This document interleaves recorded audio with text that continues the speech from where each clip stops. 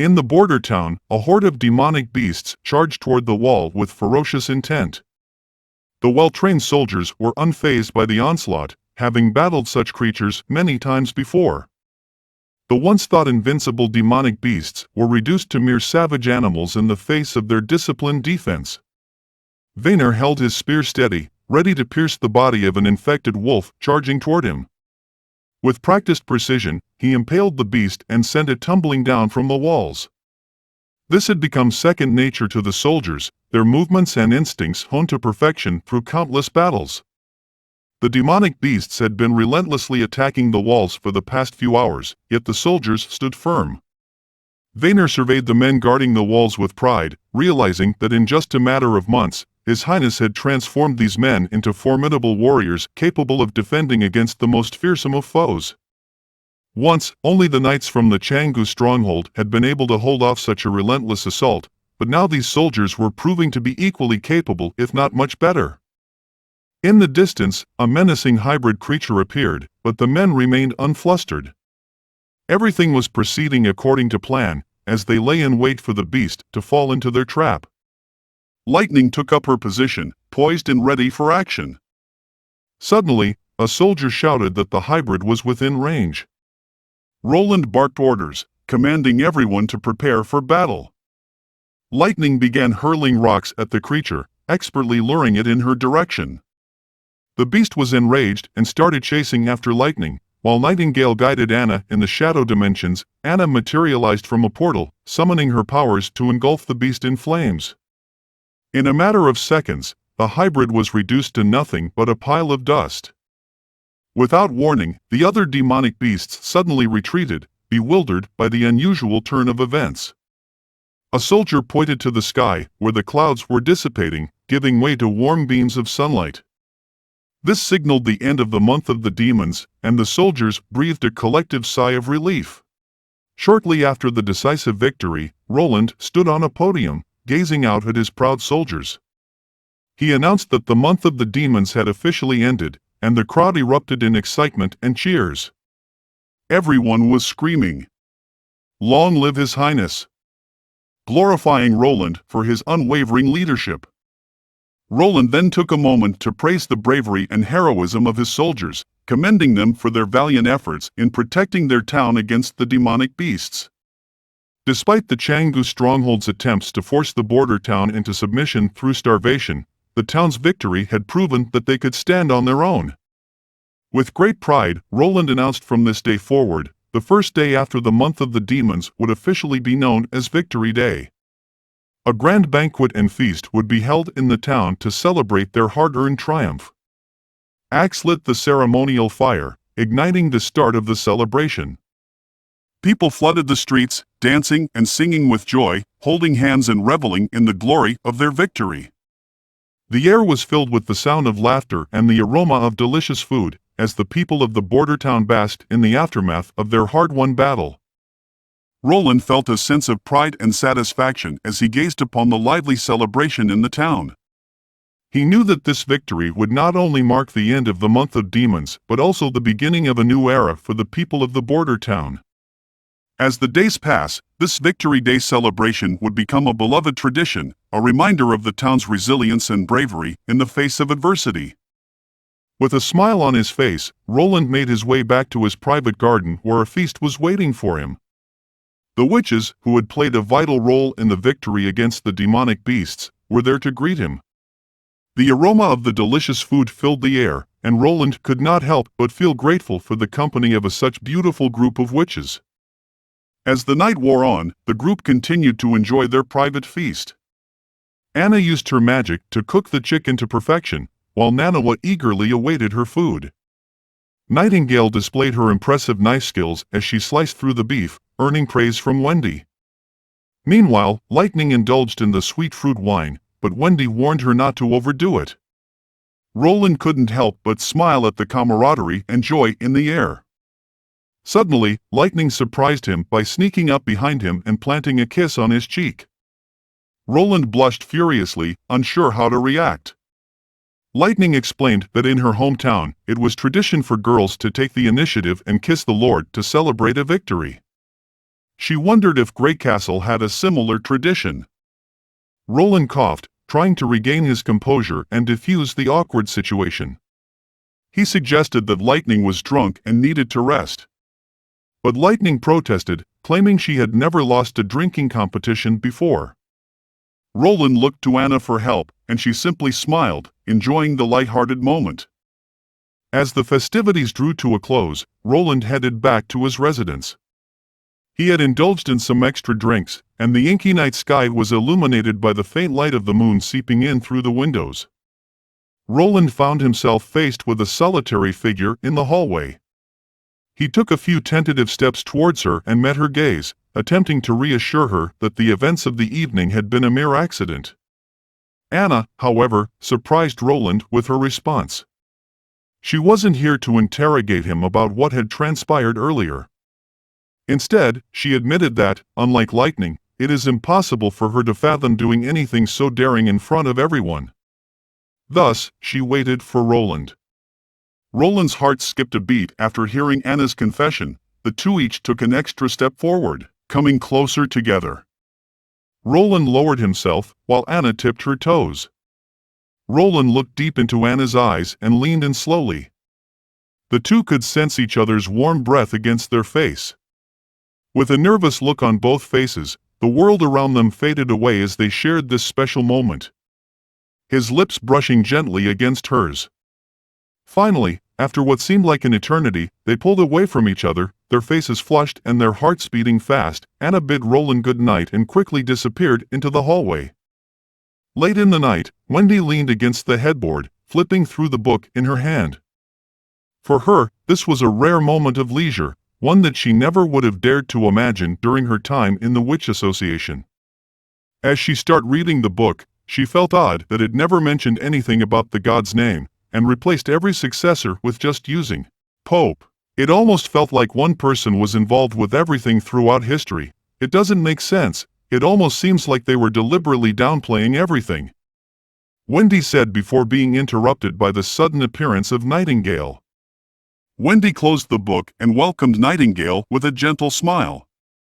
Nightingale rubbed her own neck, looking exhausted as she had just walked Manhwa home. Nightingale asked how Lightning was doing and mentioned that she seemed to have had quite a few drinks tonight. Wendy smiled and said that Lightning had fallen asleep as soon as she lay on her bed, muttering and calling for her father repeatedly. After all, Lightning is still just a kid, Wendy added. Nightingale turned to face Wendy and snatched the book out of her hands, telling her that His Highness had said that reading books at night was bad for the eyes. Nightingale then lay down on Wendy's bed and stared at the ceiling. Wendy was quick to pick up on Nightingale's strange behavior and asked if what Lightning did during the festival was the reason for her reaction. Nightingale's face turned slightly red as she stuttered out a denial, but Wendy chuckled and then took on a more serious tone. She reminded Nightingale that their mission was to help Prince Roland ascend to the throne and become the king of Grey Castle. Wendy was confident that Roland would rule the kingdom justly and provide a safe haven for all their sisters. However, Wendy also knew that, as a king, Roland would eventually have to marry a daughter of a prestigious duke's family or someone of similar status. Wendy's gaze fell on Nightingale as she said this, reminding her that they were witches and unable to bear children. Wendy's expression turned to one of despair as she explained that witches were born with unimaginable power but at the cost of their ability to give birth. Nightingale understood that this was a fate she would have to accept for the rest of her life. As a group of soldiers cleaned the pavement, some of them reminisced about their mission to defend against the month of demons, which had now been successfully completed. Many were likely to return to their previous work in the mines, but they already missed the thrill of being in the militia and the fat paychecks. Venner, their leader, reassured them that the team would not disband. However, one of the squad members couldn't help but wonder what the point of keeping them around was now that the month of demons was over. Venner's gaze shifted to Roland's residence, a knowing look in his eyes. He knew that they would have their answer tomorrow. The next morning, the sound of the gathering horn brought all the soldiers together. Axe, their commanding officer, stood before them and delivered the news that it was His Highness's decision to reassemble them. He declared that the soldiers had accomplished their first mission successfully, defending the border town against the demonic beasts. After 3 months and 6 days of arduous battle, their bravery had been acknowledged by His Highness. From that day forward, the civilian militia would officially become His Highness's personal army. The soldiers cheered and exchanged excited whispers, thrilled to continue their service under His Highness. Axe's words instilled in them a sense of pride and purpose, knowing that their efforts had not gone unnoticed. Axe turned to face the group, his commanding presence radiating as he spoke. "Does anyone here want to quit now?" he asked, his voice steady and unwavering. One of the men raised his hand tentatively and posed a question. "What exactly is a regular personal army?"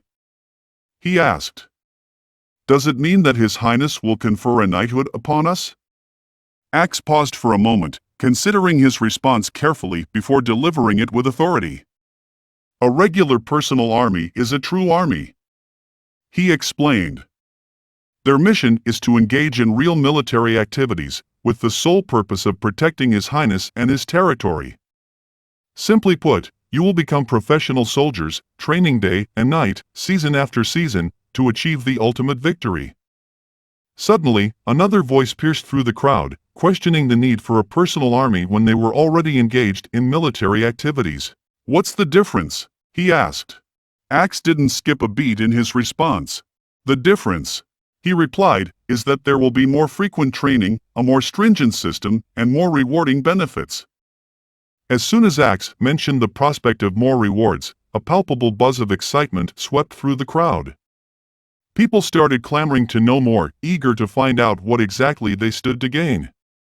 Axe put his hands together and gazed intently at the crowd, his tone serious and resolute. "A professional army will introduce a formal military rank system," he explained. "Those who excel in combat will have the opportunity to rise in the ranks, even becoming officers like myself. And with that rank comes a fat paycheck and a land of your own." The group of men was buzzing with excitement and anticipation, but Axe's words served as a sobering reminder of the serious nature of their mission. "I want to make it clear," he began, his tone firm and unwavering. "The system we will institute must be followed without exception. From this point forward, the rules will be different.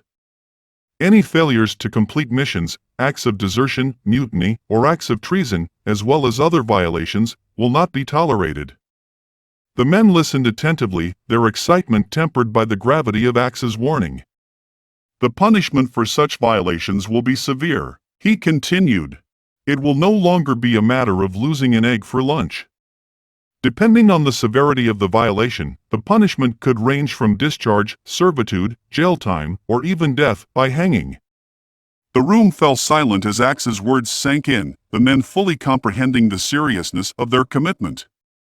Just 3 months ago, none of them would have even considered staying here, with land, money, and other material possessions seeming meaningless in the face of the constant danger they faced. But now, they had made the choice to stay, and the prospect of fighting for His Highness had given them a newfound sense of purpose. Compared to the endless drudgery of mining, spending their days with rocks and stones, fighting for a greater cause felt like the right thing to do. But then, Axe's sly grin broke the tension, and he let out a booming laugh. "Make no mistake," he declared triumphantly. "You are all now part of His Highness's regular army." The men erupted into cheers and whoops of excitement, slapping each other on the back and exchanging congratulations. Axe wasted no time in getting down to business, quickly announcing the first training of the day, wilderness training. Back in Roland's office, Lightning inquired about the training session for the regular army, while the thick blanket of snow outside the border town persisted. The snowfall had been sporadic for 3 months and had now accumulated up to knee level. The soldiers were practically crawling in the snow rather than running. The snow that seeped into their boots had melted, soaking their feet. Despite standing in the sun, most people were still shivering from the frigid cold, and the enormous physical effort only amplified the chill, causing many to fall behind. Roland knew that he can't be too hasty and impatient, he need to take his time with the regular army's training. While Lightning and Nightingale were excited to see the new blueprint on Roland's table, the specific organization, rules and regulations, and rewards and punishments are the problems that give him a headache. He had completely forgotten about the military chess that he played during childhood. He simply decided to make up the details himself. After all, he was the creator of the new-style army, and if the settings were unreasonable, no one would notice. As a result, the first military organization of the border town was quickly formed. The overall framework was composed of corps, division, battalion, company, squad, and soldier. Looking at the blueprint. It was the new bayonet that Roland is looking to implement into the army. Suddenly, the door was knocked and Nightingale quickly evaded into the darkness with Lightning. Barov came to inform that a noble from the Changji stronghold would like to meet Roland. Turned out, the noble was Cornelius Baron, who fled during the month of the demons and returned, who had his house demolished as it was hindered the defense of the city wall. And the man is here to demand an explanation. This fat guy looks like a typical villain noble from any anime. As Roland met the fat man berated him for allowing the stonemasons to demolish his house, ranting that it had cost him 100 gold. Abruptly, his tone shifted, and he claimed that it had actually cost him 150 gold royals to construct, wildly gesticulating with his finger. Roland's sly grin betrayed his amusement as he asked if the fat man was referring to the house at the southernmost end of the town.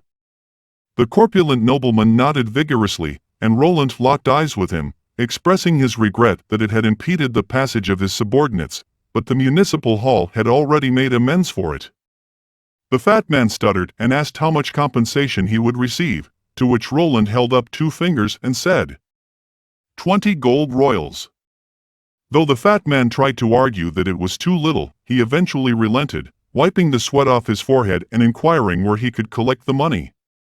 Roland pretended to look puzzled, as he informed the fat man that the rightful owner of the house had already been compensated. In a fit of rage, the fat man stood up and slammed his hands on the table, yelling that he was the rightful owner. Roland raised an eyebrow and calmly pointed out that he had never seen the man all winter, and therefore, he couldn't claim ownership of the house. The fat man didn't hesitate to retort that he had returned to the Changu stronghold, as he didn't want to face the demonic beasts in this messy place. Roland rolled his eyes, thinking that the corpulent man was a complete idiot, but he kept his voice even as he asked, "So you abandoned your lord and fled because you were afraid of the demonic beasts, is that right?" As the bombshell dropped, Carter moved forward and pushed the corpulent man back into his seat. Roland rose from his chair and looked down at the corpulent man with disdain, giving him 2 options: admit that the house didn't belong to him and be let go, or confess to deserting his lord and face charges of defection, which carried a death sentence by hanging. Beads of sweat dripped down Cornelius's forehead as he stuttered and ultimately admitted that he had made a mistake and the house didn't belong to him. Roland grinned with satisfaction and motioned to the guard to accompany Cornelis out. But just before Cornelis could leave, Roland halted him and tasked him to deliver a message to all the nobles who had committed the same error as he had. They too had the same 2 options, and if they chose not to accept the second one, they needn't bother returning. Cornelius went silent for a second and forced a smile as he stepped out, but in that instant, as he turned around, Roland saw his gritted teeth expression. Cornelius exited the border town and slammed his hand on a nearby tree trunk. With the guard not around, he released his frustration and anger, cursing at Roland. Just as he is returning to the Changji stronghold, he brushed past a cloaked figure. It was no other than Leaf from the Witch Association. At first, there was nothing unusual about it. Among the townspeople coming and going, women dressed like this were common. But when a gust of wind blew up the corner of the woman's hood, the fat man felt his heart skip a beat, and the air around him seemed to freeze. She had a rare and stunning head of emerald green hair, and just the momentary glimpse of her face was enough to be considered peerless. Even in the capital city of Grey Castle, she would outshine those so-called princesses and socialites. How could someone like her so beautiful appear in a border town like this, he asked himself. As Leaf was about to enter the town, she felt odd to see that people here were much more energetic and happy, even though they had just faced the month of the demons. For a moment, she was more curious about the lord who was governing this place. As she ventured into the bustling town, the castle loomed large on the horizon, an unmistakable landmark that made sneaking in unnoticed an impossible feat. She did not have abilities like Nightingale to conceal her senses and become totally stealthy, so after careful consideration, Leaf decided that it was better to walk into the castle openly rather than hide and sneak around. She had already made the worst-case scenario if Nightingale really betrayed the Witch Association. Although Leaf is confident that she could escape the two guards, but she had a slim chance of escaping from Nightingale, she took a deep breath and strides forward. As she approached closer, the guards quickly noticed her and placed their hands on their sword hilts, shouting loudly at her in rebuke, informing her that this is the prince's residence, and if she requires help, she need to seek help at the municipal building. Disregarding their warnings, Leaf took another deep breath and pulled back her hood. As expected, she saw the two guards express surprise simultaneously. Before they could recover, she spoke bluntly, admitting that she is a witch. As Leaf braced herself for the worst, the guards exchanged a brief glance, but to her surprise, their expressions betrayed none of the expected animosity that most people reserved for witches. Instead, one of them even offered to help her. Despite the rush of excitement this unexpected reaction ignited in her chest, Leaf kept her composure and spoke in the calmest voice she could muster, requesting to see Nightingale, Anna, or Manhwa. One of the guards turned and disappeared through the gate to report to his superiors. Leaf watched him go, her mind racing with a million possibilities of what awaited her inside the castle walls. Would she be greeted with open arms by her sisters, or would she fall into a trap laid by the guards? Perhaps Anna and Manhwa were nothing more than imaginary figures. But just as she was lost in thought, time seemed to stand still, or maybe it was just a fleeting moment when she heard the voice of Nightingale she thought she must have misheard. Suddenly, two familiar figures emerged from behind the door and rushed towards her. Almost simultaneously, she was enveloped in a warm hug. Both of the girls welcomed her home. Leaf's eyes began to well up again, biting her lip as she wiped away the tears that threatened to spill over. With a gentle nod, she hugged both of her sisters. Moments later, Roland let out a deep yawn as he settled back into his office. He had expected Nightingale to walk in any minute, but to his surprise, it was Wendy who entered with a tray of freshly brewed coffee. She explained that Nightingale had gone out to greet the visiting sisters from the Witch Association. Roland nodded absent-mindedly as he took the coffee cup from her, clearly failing to catch on. But as he was about to take a sip, something Wendy said made him freeze. "What sisters?" he exclaimed, suddenly alert. Wendy hesitated before delivering the devastating news. The sisters had not found the Holy Mountain, and their journey had been fraught with danger and heavy casualties. Only 7 of them had managed to survive. Wendy apologized for acting on her own authority to take the witches in before informing Roland of their arrival. Wendy softly said that all of the witches that came were not combat-type witches. Roland was filled with anticipation. He knew that under the constraints of the god's punishment stone, witches had limited combat abilities, and their area of expertise lay in production. If there were a witch with the ability to produce electricity, the remote border towns could be as bright as day at night or be able to solve the problem of rough processing and enter the era of mass production. Then he'd hit the real jackpot. Then the next step will be becoming the king, marrying witches, achieve modernization, and reach the pinnacle of life. Ah, just thinking about it sends a shiver down his spine. Well, I agree with Roland on this one, do you? Nightingale softly coughed twice, waking up Roland from his imagination. Nightingale and the remaining witches returned to the castle. And Roland had prepared a sumptuous dinner in the castle hall as a welcoming feast. But seemed like this was the first time the girls had seen such a feast and a prince this up close. Everyone appears to be very restrained. Roland regained his composure and introduced himself to the newcomers. He welcomed them and hoped they would enjoy the dinner. He also insisted that the girls make themselves at home here. The room was silent, but lightning being lightning, smoothly got rid of the awkwardness and started the feast. Roland took a sip of his wine, while enthusiastically admiring the group of women before him, each with a different style but all beautiful in their own way. This was the greatness of magic. "Yo Ram, is that you?" After dinner, the prince finally came to the long-awaited segment, the ability inquiry. Manhwa helped Roland to gather information about the newcomers and their abilities. Although there isn't anyone with the ability to generate electricity, they were still treasured by Roland. Leaf's first ability can be used to improve fruits and seeds, increasing their yield and growth. Great for the development of agriculture. Scroll, the oldest among the girls, her main ability is an extraordinary memory, which can almost be called photographic memory. At the same time, she has obtained an interesting secondary ability. Books can be temporarily materialized after she has read them. A natural educator. The third witch is named Hummingbird, a short but cute witch, just as her nickname suggests. Her ability is to make objects lighter.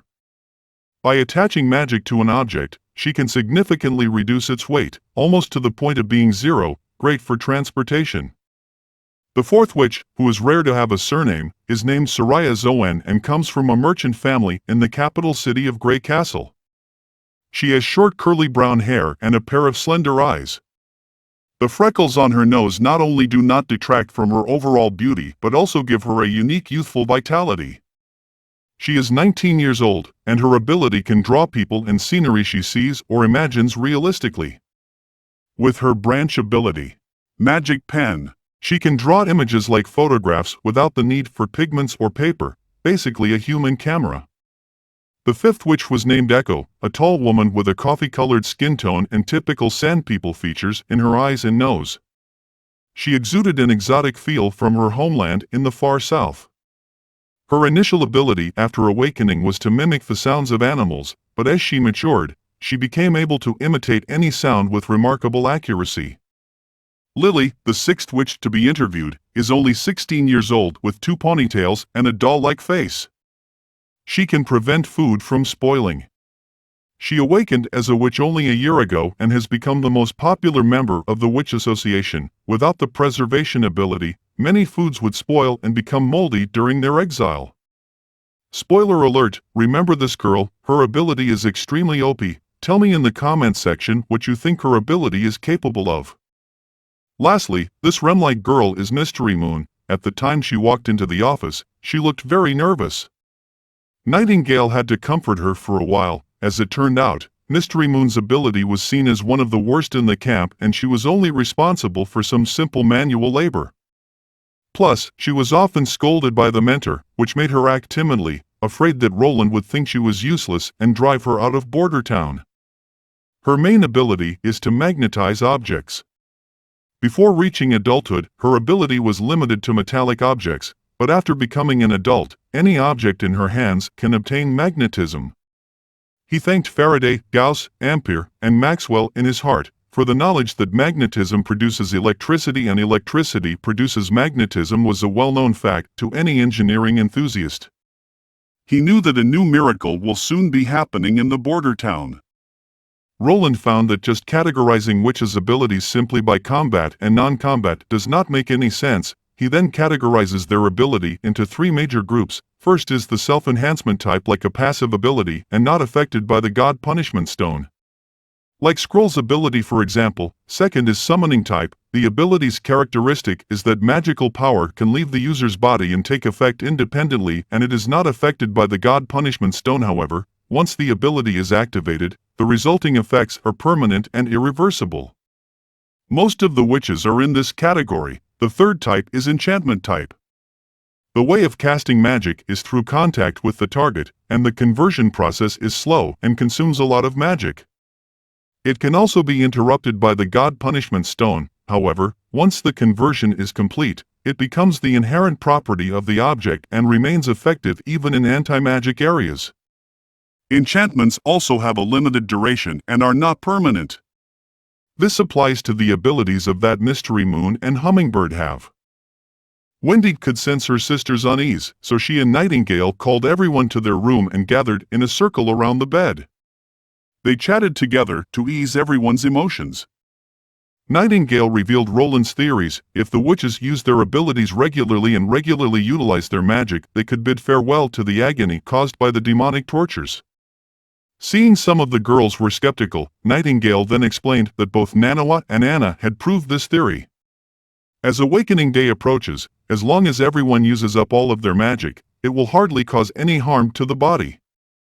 Wendy stood up, facing her sisters. She claimed that during the days when they were being hunted by the church, they had to hide carefully in the corners of the towns and couldn't use their abilities. As Leaf tried to shake off the chilling memory of the demonic torture she had endured, she was lucky that it was short, must have been because she had been constantly using her abilities to protect herself from the fidging cold. She wrapped her arms around her body and covered her mouth, trying to dispel the shivers that ran down her spine. Wendy, sensing Leaf's unease, reached out and held her hand, offering comfort and warmth. Wendy reassured her. As long as we can be ourselves and use our abilities freely without being seen as demons, any place can be a holy mountain. Echo, the most unfortunate witch in the group, couldn't fathom why Prince Roland was sheltering them. Lily scowled with contempt and suggested that Roland was just like any other noble who wanted to purchase Echo 4. She trailed off and said dismissively, "In the end, he's just a man." Upon hearing Lily's remark, Nightingale was displeased and demanded that Lily refrains from speaking such nonsense. She explained that Roland was different from any other noble and that everyone would understand after living under his protection for some time. Wendy, with her always gentle smile, agreed with Nightingale. It was very late during the night, and Wendy advised everyone to go back to their room and get some sleep. She reillustrated that His Highness had said that he wants all the witches in the territory to be able to live a normal and happy life. She giggled and said, His Highness will probably be asked them to start with filling out a contract first. As Wendy had surmised, the following morning, the maids summoned the witches downstairs for breakfast, and Prince Roland greeted them with exquisitely crafted parchment paper. Roland instructed the witches to practice and hone their abilities in accordance with their designated plans. Mysterious Moon expressed fear that she might lose control of her powers, recounting a near accident where she nearly struck Lily with a metal pan. Roland reassured her that everyone in the household would provide the necessary assistance. Before dismissing the group, Roland summoned Leaf, Soroya, and Scroll to his side. In Prince Roland's office, he pressed the survivors for details about the demonic beast that had led to the death of their mentor Hakura and left only 7 of them alive. The girls had been plagued by terrible nightmares about the encounter. Leaf clenched her fist tightly and trembled as she spoke, correcting Roland's assumption that they had encountered a demonic beast.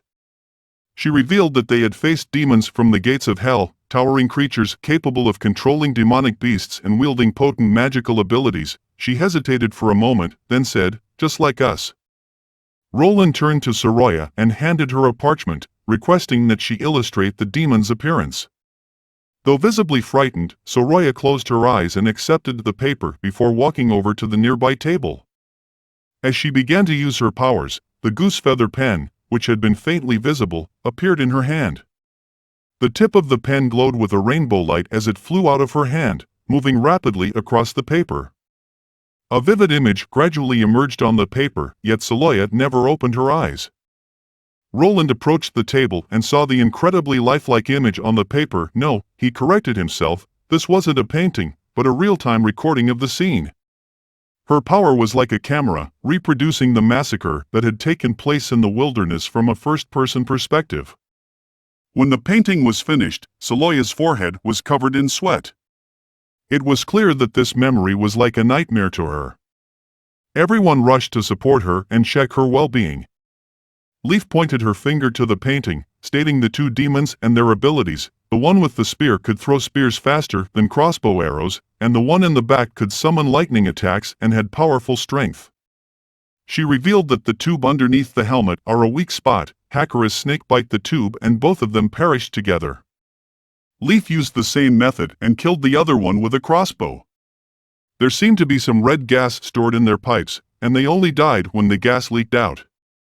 Roland took a closer look at the painting. This thing looked like an oxygen tank. Roland was at a loss. He wasn't sure if these were aliens, but looking at the patched leather pipes and clothes made of animal skins, they didn't seem much advanced in technology. Leaf then added that there was a floating city, but they could never get close to it, almost as if it was a mirage.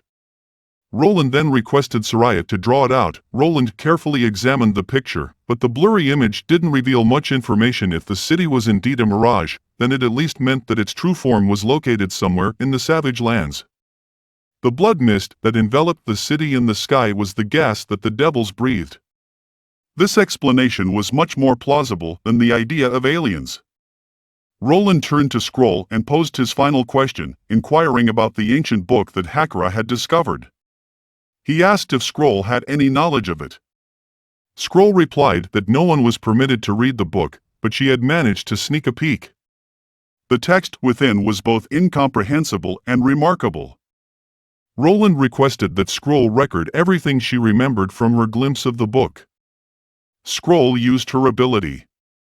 A book with gilded edges materialized in midair, its covers opening to reveal pages that fluttered before settling with a resounding thud in her hands. Scroll handed over the book and hoped that Roland is the only person who will read it, as she does not want her sisters to end up like Hakura. After the witches had departed from the office, Nightingale appeared silently beside the armchair. As was her custom, she lifted her robe and propped her feet up on the low table before beginning to munch on some dried fish, clearly having no interest in the book. Just like Scroll said, most of the content was difficult to comprehend, with a style of writing and grammar that did not make any sense. It mentioned a blood-red moon and a massive stone door, but there was no reference to the Holy Mountain. To sum it up, Roland recognized each character, but couldn't make sense of them when strung together. Roland skipped over the lengthy passages and flipped to the back of the book. There was only content on the first few pages, with the rest of the pages completely blank. Starting from the final page, the handwriting suddenly changed, becoming sloppy and rushed, as if jotted down in haste. However, the content was clear and concise. The revelation jolted Roland from his seat, as his expression turned horrified and confused. The first line of text is written. "We have failed. Mortals cannot defeat demons." Roland had a million questions as he strode through the text. The gods' punishment stone was powerless to stop their attacks. With their unmatched monstrous strength, they were formidable enemies even without using magic. The holy city of Takara has fallen, and we are scattered and fleeing. We crossed mountains and rivers, trying to get as far away from the gates of hell as possible, but where can we flee to next? But that's not something I need to worry about anymore, Natalia. The devil's power is corrupting me, and no medicine is working. I'm writing this down because I have something to ask of you. Akali's divine punishment army experiment is coming to an end, and it's been quite successful. Even ordinary warriors can hold their own against the devils. But she forgot that even if the divine punishment army wins, it won't be a victory for us. Go stop her. Only you can do it. As Roland finished reading the passage, he closed his eyes and pondered over it, trying to put himself in Hakura's perspective. Assuming she didn't know about the existence of demons, if the word demons is replaced with witch in this passage, it would be easy for her to imagine that the church army was retreating under the attack of witches. Considering the widely spread rumors that witches are the minions of the devil and that their magic comes from the gate of hell, Hakura is likely to believe that the church wants to conceal the truth, that the so-called gate of hell is the entrance to the holy mountain, and for hundreds of years, the witches have continued to go to the holy mountain and obtain eternal life there. Therefore, the number of witches is increasing while the number of church warriors is decreasing. After minutes of rendering, however, this did not diminish his doubts. Instead, it made the unknown questions more complex. He questioned when the church fought the demons, where exactly is Takara, and what is divine punishment army? He scratched his head. The previous fourth prince had a small pea-sized brain, thus Roland had no knowledge about anything. Roland turned his head and asked Nightingale if she knew where Hakura obtained this book. Nightingale wasn't one of the earliest members, but she said that Wendy had once told her that the association was created by a few witches met in Haifeng County. Among them were Wendy, Scroll, and Hakura, and not far from their meeting place, they found an underground relic. Hakura was the only person who went down to explore, and she claimed that she found the book inside. Roland knew Haifeng County was way up in the east, thus he had to cease the investigation and focus on the development of his territory. Due to the increase of witches, Roland thought it a good time to recreate a new organization for the witches. In his vision, the organization did not require any manifesto or principles. It was created for the purpose of efficiently managing witches and allowing them to use their abilities reasonably. The regulations of the organization were kept as simple as possible, consisting of only 2 rules. The use of abilities must not violate territorial laws, and the use of abilities must not be used to evade legal punishment. As for the name of the organization, Roland had already thought of it. This new collective would be called the Witch Alliance. In the Canggu stronghold, Petrov is attending a banquet to celebrate someone's birthday. All of the guests were wealthy and famous nobles in the Changji stronghold. Suddenly, someone hooked their arm around his neck from behind. It was no other than Ron, the second son of the family who held the banquet and also a good friend of Petrov. Ron complimented Petrov on being assigned ambassador by the Duke. He was assigned to join the guard to defend the new holy city, but he ended up catching a really bad cold, spent a week in a neighboring cold wind ridge. Not bad, you've improved a bit since last time. At least you've saved the guards some trouble, Petrov jokingly said. You're wrong this time. Ron suddenly chuckled mysteriously. Then switched to a serious expression. If I hadn't been lying on the cold wind ridge for a week, I would probably have been lying on the cold walls of the holy city forever. Petrov was shocked to hear this and asked why it was that. Ron leaned closer and whispered in a low voice, saying that the new holy city almost fell. The demonic beasts charged so far into the inner city. The holy city was saved by a secret army from the church, but the other 4 kingdoms suffered heavy losses. Barely anyone made it back alive. As Petrov contemplated, he couldn't help but feel suspicious of the situation. He knew that Cold Wind Ridge border guards were mainly defending against the church's judgment army, and now with the leaders and soldiers of the 4 great kingdoms buried together, there seemed to be a hint of conspiracy. Ron then switched his tone, and with a quirky smile, he asked if Petrov happened to notice the handkerchief in the invitation. Petrov thought it was a prank from Ron. Ron laughed and tapped him on the shoulder. He said that the handkerchief was sewed by her sister, who was turning 16 after today.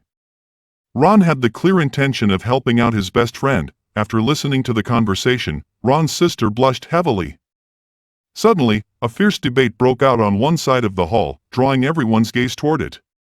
Petrov walked toward the table. One of the men stood up and bowed, explaining that they are talking about the lord from the border town, who confiscated the assets of the nobles from the Changji stronghold. The other man stood up explaining that his friend, Cornelius, had his property demolished in the border town without any compensation and even claimed desertion charges against him. As Petrov pondered, the image of the young prince flashed in his mind. Despite the widespread rumors tarnishing the prince's reputation, Petrov knew that the young prince was not an ordinary individual. The charges were used as an excuse to justify his punishment. The prince had never intended to reason with these people. Seems like the prince wants to cut all ties with the Changji stronghold. The other nobles were furious, asking for Ron and Petrov to bring them justice. Ron let out a smile and informed everyone that Duke Ryan had already had his eyes on the prince, who had recently ordered a formation of a coalition, and Ron himself will represent his family and join the coalition. The crowd roared in excitement. Petrov frowned his brows. Petrov was taken aback to learn that his friend was also gearing up for battle. He whispered in Ron's ears, telling him to not attend, warning that Roland is a prince. Ron sneered and claimed that just a useless and ignorant prince. Ron laughed and said, "The prince will probably piss his pants just seeing the coalition." Telling Petrov to not worry about him, then turned around to talk with the other nobles. Petrov parted his lips, but refrained from uttering a word. He was worried about his friend's safety. Even himself were skeptical about Roland being able to beat the coalition led by the famous Duke Ryan, but he had a bad feeling about this. Later in the night, Petrov returned to his home. His father asked him to gather a summary of their territory's production, population, and income, as his family will also be preparing for the battle and needed to send knights and mercenaries to fight the border town. Petrov hesitated and quietly questioned, how many did they need to send, sensing the odd behavior from his son. He opened a letter that was sitting on the table next to him, requiring them to provide at least 25 knights, accompanied by their appropriate retinue and horses. 40 mercenaries are required, fully equipped with weapons, and at least 100 freemen and serfs are armed with basic weaponry. Petrov pled to his father to avoid going to the battlefield. He hesitated for a moment before speaking up. What the problem, son? The father asked. Petrov said he was concerned about his father's safety. His father burst out laughing, saying how dangerous could it be when an elephant stepped on some ants. The prince only had a few knights and less than 50 guards, and the coalition has 10 times the size. Petrov then talked about the mud wall that Prince Roland built, which everyone expected to crumble down after a rainfall, and how they were able to defend the border town just with miners and survive the month of the demons. Enough! His father's hand slammed down on the table, his expression one of disappointment. He didn't mind his son's focus on business and wealth accumulation over knighthood in battle, but he was extremely displeased with his son's cowardice. Standing up, he walked over to the wall decorated with portraits of their ancestors. They all stood their ground in this land filled with beasts, refugees, and bandits thanks to their swords, bows, and arrows. Petrov clenched his fist tightly, shaking uncontrollably. He really wanted to tell his father that he was wrong. Looking at his father, who was only in his 40s but bald, fat, and oily, with a double chin and a loose belt, Petrov wondered how he could compare himself to their ancestors with their robust and muscular figures. His father will most likely to picked up by the prince's chopsticks and eaten alive. Petrov shook his head, knowing that he can't convince his father today. On a bright and sunny afternoon, Roland fulfilled the promise and ennobled Tigu Pine as a viscount. Offering him a territory, turned out, Mr. Pine didn't care much. He just wants to spend his time with his daughter and hunting. Roland also conferred Brian as a knight. Brian chose to join the First Army, and Roland had a great blueprint for land development. Soon, Soraya entered the room. Roland waved his hand and told Soraya to come closer. Roland questioned how was Soraya feeling about her work in the municipal hall. Soraya said everything was well. Turned out, Roland built a small room in the municipal hall, where he asked the residents from the border town to line up in front of the room. With the help of Soraya's ability, they were able to store the townspeople's information, with their basic information also a photograph of them. Roland called Soraya over today to ask her to create some entertainment props. Roland asked Soraya to draw a soldier holding a heavy crossbow on this sheet of paper. Then told her to add some circles and lines, then add a number and a shape in the circles. Thus, the first card of the new card game Gwent is created. After finishing all the cards, Soraya and Roland had fun playing a few rounds, but Soraya kept losing. Roland smiled and told Soraya to play with her sisters and introduce the game to them. Just then, a piece of cheerful and melodious music came from outside the window. It was no other than Echo, who had now mastered the song that Roland taught her. In the other room, Scroll knocked on the door, and Anna was sitting at the table by the window, flipping through thick books. The sunlight streamed in through the window, casting a long shadow on the woman. Her soft cheeks and neck were almost blindingly white in the light, and the linen-colored hair covering her shoulders was almost dyed a light gold. Scroll smiled and asked, "Did Anna check out the new card game?" Anna smiled and said she wanted to read more books and complimented Echo's voice. Scroll pulled out the chair and sat facing Anna. Echo had told Scroll that out of all of the sisters, she envies Anna's ability the most. Scroll then talked about Echo's past. Echo came from the southern continent. The Witch Association saved her from a slave merchant. She was sold for a high price and suffered a lot. She had always wanted a strong ability. Maybe it could have changed her fate. Scroll then lightly patted Anna's head, saying that it was because of Anna and His Highness's encounter that changed the fate of everyone here. Scroll approached Anna and noticed that her hair had grown quite long. She offered to cut it for her, as she was a skilled hairdresser and had already cut the hair of most of the girls in the association. She quickly returned with a bundle of cloth in her hand and revealed her hair-cutting tools, which she had saved from her previous job as a hairdresser in a tavern before joining the association. Scroll had saved up all the bronze she earned from cutting hair and used some for food, but gave most of it to an old captain with one leg. The old captain taught her how to read, until he died of old age. All of the folk stories that Anna read recently were from the tavern. Anna asked if the book she got from Scroll had a lot of stories, but it always ended with a similar ending. Anna hesitated and asked, will the prince always marry the princess as his wife?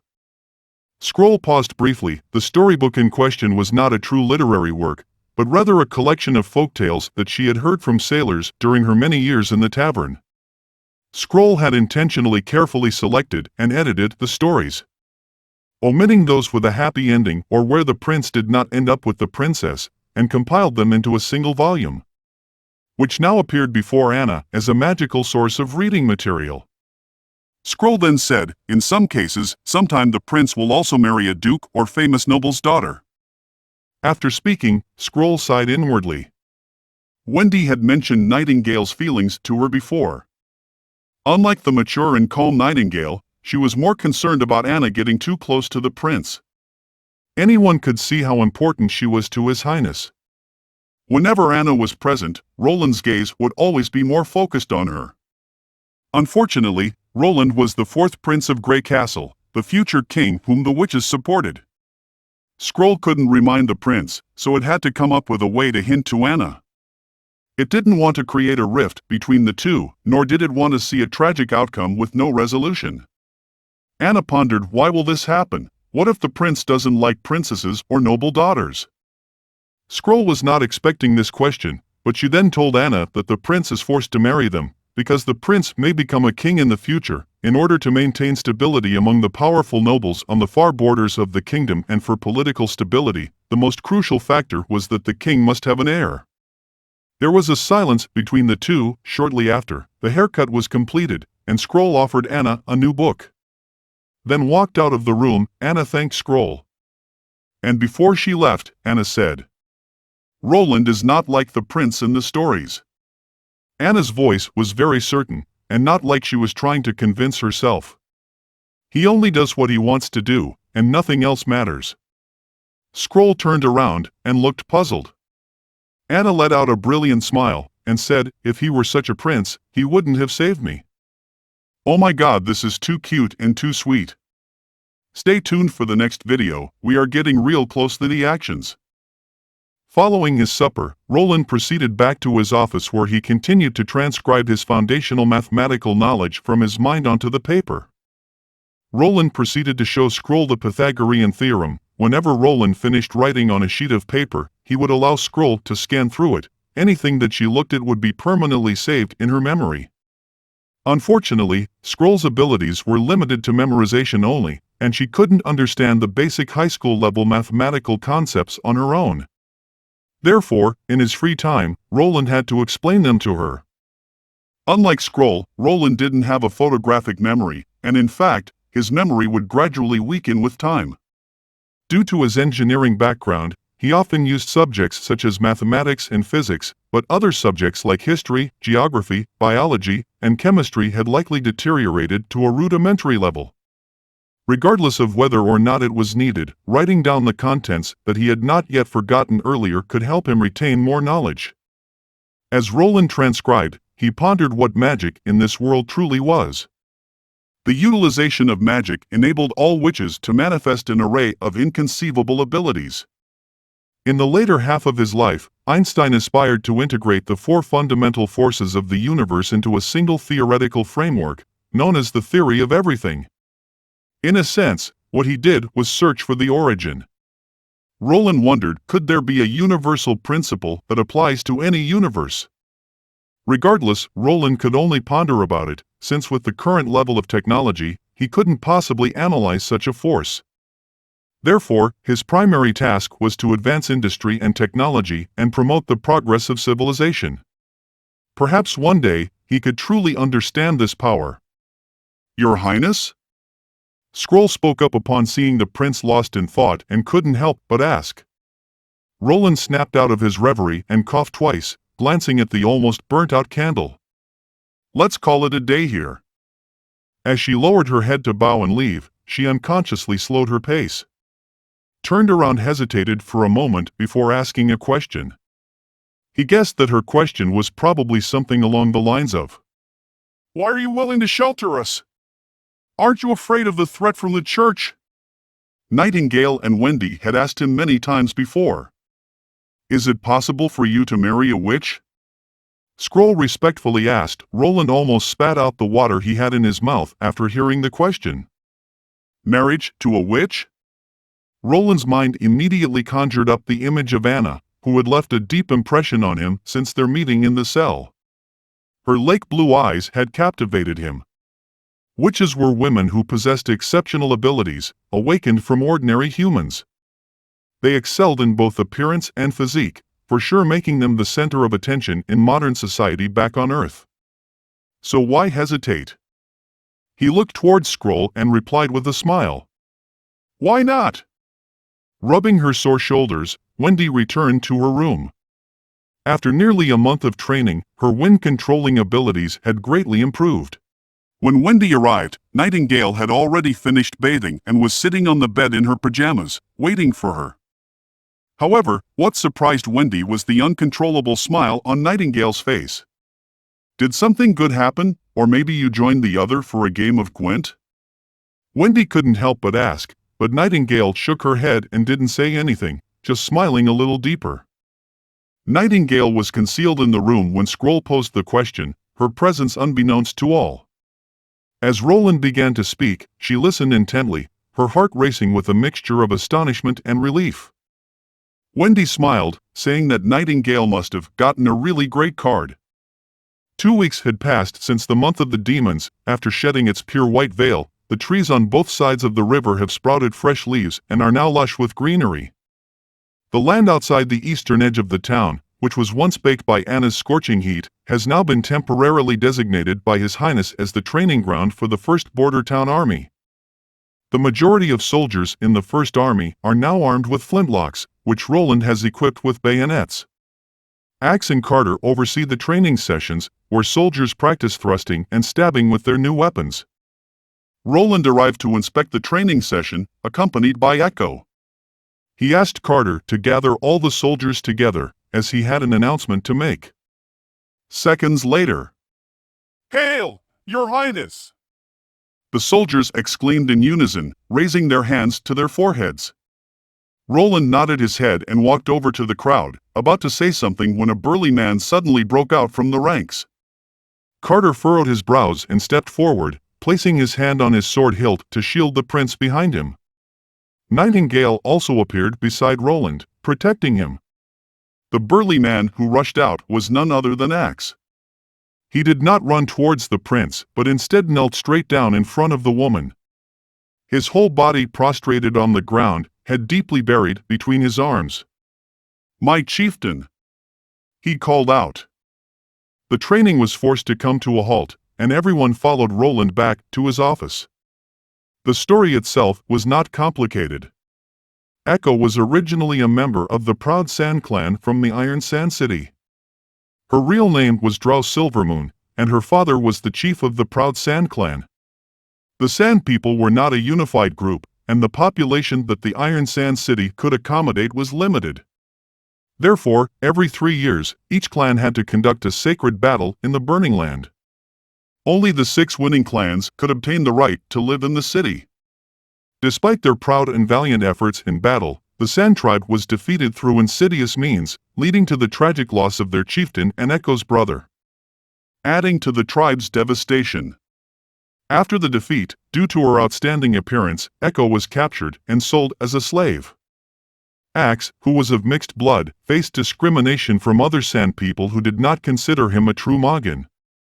Despite this, he did his best to protect Echo. Unfortunately, during one attempt to save her, he was struck on the back of the head and rendered unconscious. After Echo was sold as a top-quality slave to a trader in Bluewater Harbor, Axe spent years traveling across the southern region and visiting numerous slave markets in search of her. Despite his efforts, he was unable to gather any information about her whereabouts. Axe knelt down, swore on his life to serve Roland, and apologized for his earlier outburst. Roland told him to stand up. Roland paused for a moment and then continued, telling Echo and Axe that helping them to get revenge is not out of the question. Axe widened his eyes in disbelief. Echo didn't react much, indicating that she didn't hold much hope for returning to Iron Sand City. Roland pondered in his mind. When Axe described the southernmost region, he had heard some very interesting things. The land was hot and dry, with a strange and varied environment. In particular, there was a kind of orange flame that erupted from underground and could burn for decades without going out. Near the flames, there were often huge ground fissures with black underworld rivers flowing endlessly at the bottom. Sounds familiar? Isn't that oil? And it's even flowing on the surface. The importance of this black liquid for industry goes without saying. Half of the modern wars are fought over it. Fluctuations in oil prices can affect the rise and fall of countries. And it can even change the world order. But the border town is too far from the Iron Sand City. Roland told Axe that he will seek justice for them when he ascends to the throne. Axe's actions today violated the first military rule. He was put into solitary confinement for 2 days. Roland wanted him to take this time to reflect on his behavior. A group of soldiers waited on the field, and one of the younger soldiers walked up to Brian, who was now a squad leader, and asked if His Highness would punish Axe for his earlier outburst. Shortly afterward, Roland, Carter, and Echo returned to the training field. Carter had already ordered everyone to form up in their assigned groups and stand in formation.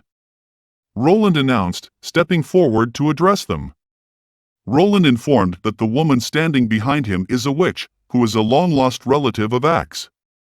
Roland also notified the group that Axe was penalized with a 2-day confinement for disrupting the formation and violating military discipline. Roland emphasized again that the most important qualities of a soldier are obedience and discipline. Roland introduced Echo's abilities, informing that Echo will now be presenting a marching song, then ordered the men to march according to the beat, keep the formation on the same line. As everyone questioned what exactly is a marching song, Roland pointed toward Echo and made it very clear that Echo is the banner flag of the First Army and the soul of the Flintlock Squad. Everyone must do everything possible to protect her. As the unfamiliar melody reverberated through the chamber, all of the men instantly grasped His Highness's intention. The rhythmical beat of the drums compelled them to move their feet, and the lively tune stirred their thirst for battle. This is what's known as a marching song, also known as a war song. That motivates and inspires soldiers to keep moving forward on the battlefield. Suddenly, in the midst of the night, a group of soldiers stood guard at the castle gate when a torrent of arrows rained down upon them. Before they could even react, the arrows pierced through their bodies, leaving them looking like porcupines. Timothy, the new king, turned around and saw the flagpoles being raised, the gray flags unfolding in the wind. Timothy finally arrived at the Eagle's Nest City.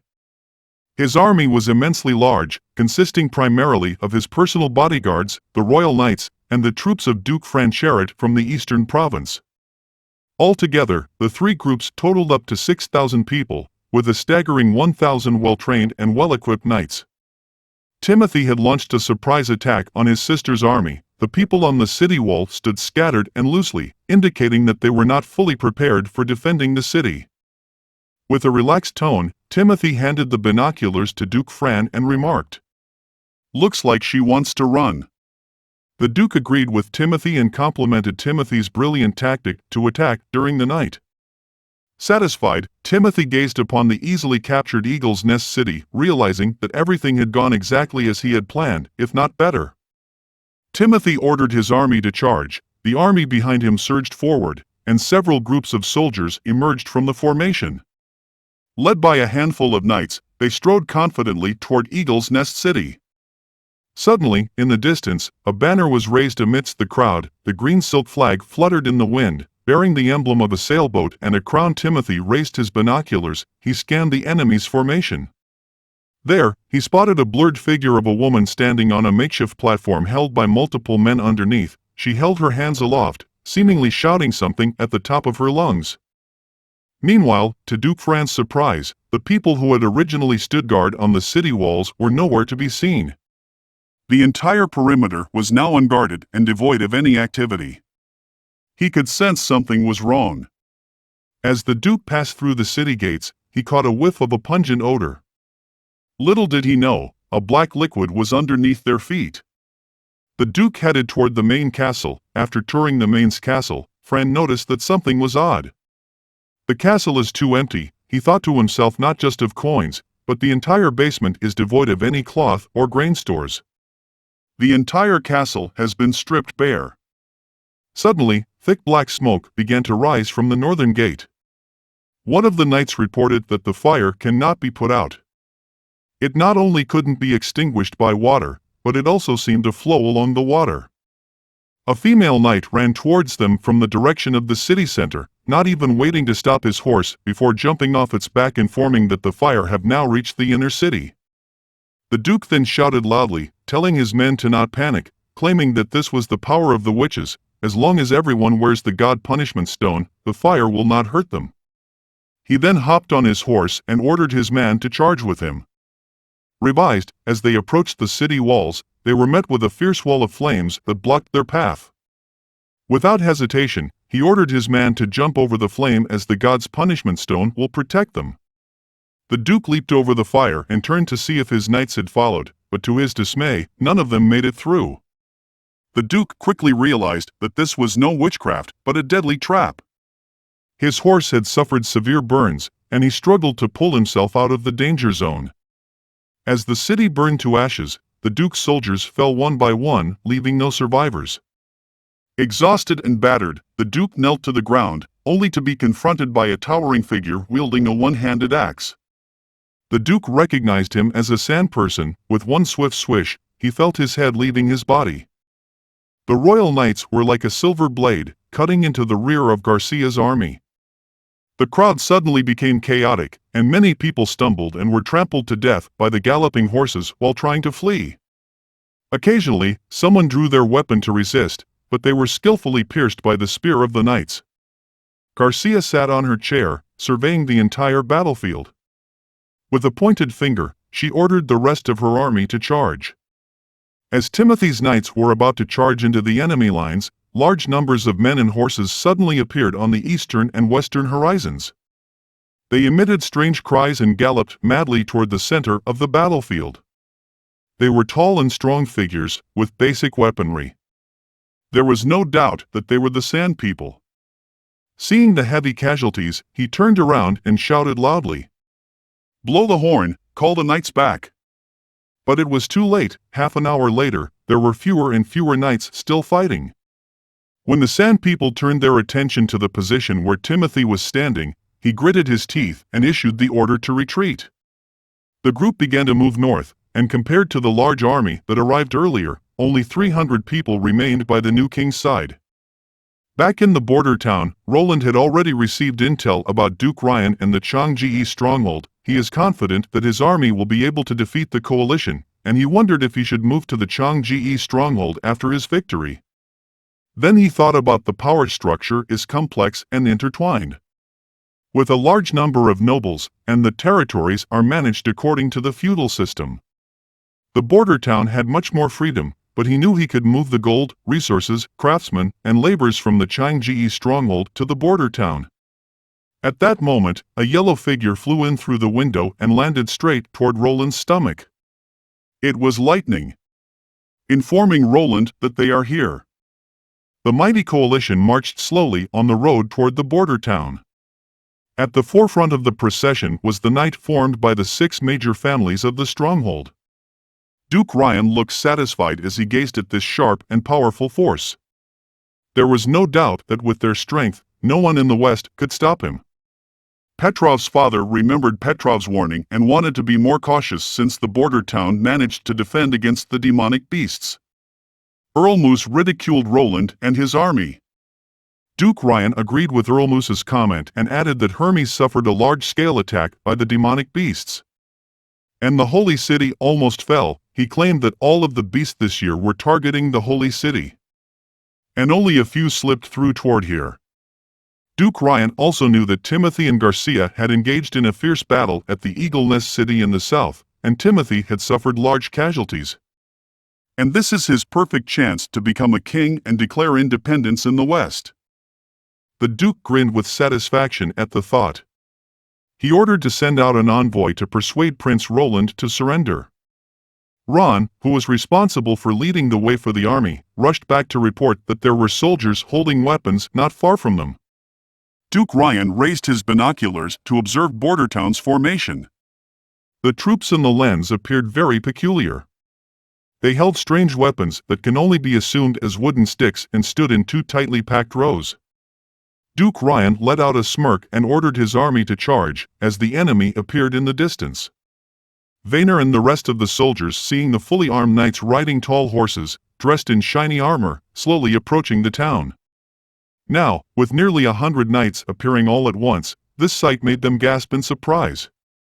Vaynor felt his palms sweat again, just like when he first faced the mixed-breed demonic beasts on the city wall. But this time, he was facing his own kind.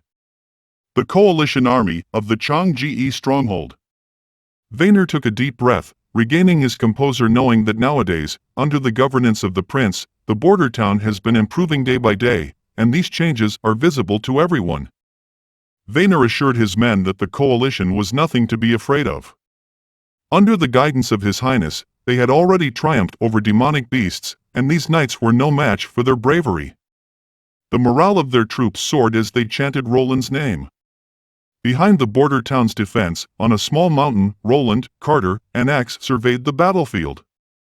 Just then, Lightning dashed towards the town's defenses, waving her arms and the yellow ribbons in her hands fluttering in the wind. The yellow signal indicated that the enemy had entered the cannon range, prompting everyone to turn their gaze to Roland. Taking a deep breath, Roland shouted, "Fire!" The first round of cannonballs made a loud sound but missed their target. Duke Ryan then ordered his men to charge.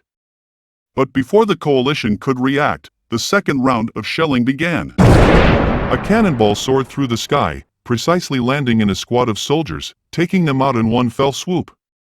The vulnerability and fragility of the human body were exposed under the heat of the weapons. Once grazed by an iron ball, it would result in an irreparable injury. Knights hit directly were not only dismembered but also sprayed with a cloud of blood. Only when the cannonballs hit the ground and ricocheted for the second time could one faintly see a blurry black specter ravaging the lives of its companions in the crowd. The Duke ordered his men to sound the horn of attack. The long-range weapons would be rendered useless if engaged in close combat. The cannon crew sprang into action, clearing the barrels and reloading ammunition, as well as relocating the cannons. At that moment, Lightning returned to the defensive line, and in her hand was a ribbon now colored red. A red signal indicated that the enemy had come within 500 meters. As the deafening roar subsided, he barely had time to observe the result of the attack before turning around and shouting at the ammunition delivery personnel, "Send up the shotgun shells." As the iron barrel flew out of the cannon's muzzle, it ruptured due to the immense pressure differential, and the iron pellets inside scattered like raindrops toward the enemy. The knights who were fortunate enough not to be covered by the barrage finally approached the charging distance. They had only one thought in their minds: to break through this thin defense line and slaughter the cowards who could only hide behind the line and operate evil weapons. The remaining knights lowered their bodies and urged their horses to the highest speed. However, these 150 meters seemed to be an unreachable distance. The last round of close-range shotgun blasts completely crushed the knights' fighting spirit. Within 100 meters, the hard-to-deform iron pellets could penetrate 2 to 3 people. The cone-shaped area in front of the muzzle became the domain of death, and almost none of the 20 or so knights who charged at the forefront were spared, the only difference being how many pellets hit them. The soldiers collapsed, scattered in fear, had no chance of being saved, turned around, and tried to flee the battlefield. The wave of defeat swept over Duke Ryan's coalition army, and the situation quickly became uncontrollable. The crowd rushed back, and people were trampled to death in the chaos. No one had time to care for others, only regretting why they didn't have 2 more legs. 2 of the nobles, seeing the chaos, requested Duke Ryan to retreat first. Duke Ryan's expression soon changed, as he reached out for his sword and sliced through the soldier who dared to retreat. No matter how much he roared, he could not control his fleeing troops. Helpless, Duke Ryan had no choice but to retreat with the crowd. As the sun gradually sank behind the mountains, Carter gazed at the blood-red sky and the cawing of crows in the distant forest, and he suddenly felt a sense of desolation. The era of knights had come to an end. And the era of Roland had just begun.